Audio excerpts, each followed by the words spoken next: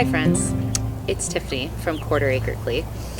So I'm coming to talk to you today, make a quick video to talk about unexpected weather and frost protection. So in typical Cleveland fashion, it was 70, almost 80 degrees 2 days ago, and in 2 days from now, it will be a low of 29 at night. Therefore, almost everything I have in the garden right now, my calendula and my zinnias especially, could die. Thank the sweet baby Jesus, I did not plant my tomatoes or my peppers yet. Those are still in the greenhouse, and actually I'm probably going to move them back into the house for Friday night because I don't trust my greenhouse since I built it. It's a little janky. So, as you will know if you go on the internet, all gardeners around the Midwest right now are scrambling on what to do about the stuff they already put in their garden.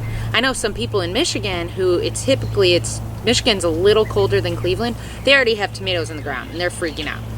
So I wanted to tell you how to make an inexpensive row cover. So you'll see I already made one. And I wanted to just show you the quick process and give you a few tips and tricks. So I have the tools here, and I thought I'd give you a little rundown. Basically, as you know, I don't like to spend a lot of money. I'm a little more on the frugal side. So this cost me about $30 for 2 row covers I can get out of it.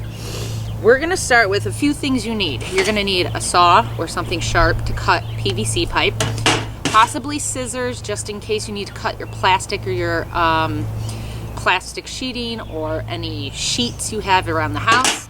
I have a Sharpie, tape measure, and a hammer. My ground's pretty soft right now, so I may not need the hammer. You're also going to need some sort of plastic, or if you don't have plastic and you're not a hoarder like me, because I am apparently, and I have plastic laying around everywhere, you can use old sheets from your house as long as it's something just to cover the plant so the frost doesn't get onto the tender little baby leaves. But you also don't want your plastic to touch the leaves either. So it's a little tricky little situation. I'll show you how to fix that. You also need 5 feet of PVC piping. I bought it in 10 feet pieces, and we're gonna cut it down. These are like $1 something at your home wares store. And then I also bought, rebar. Oh my God, they're heavy. So I bought 12 of them. You need 2 of them per 5-foot hoop. So I did 3 hoops for a 14-foot bed because I don't want the plastic to droop in the middle. So you'll see it's perfectly up. So that is the zinnia row. Remember how big my zinnias were? They're like 6 inches tall. So I needed it to really cover, and then put the plastic on top of the PVC pipe and just tack it down with some bricks or some wood. So I'm just gonna kind of show you the process. It's really, really simple. It took me 5 minutes, if that, to do that one.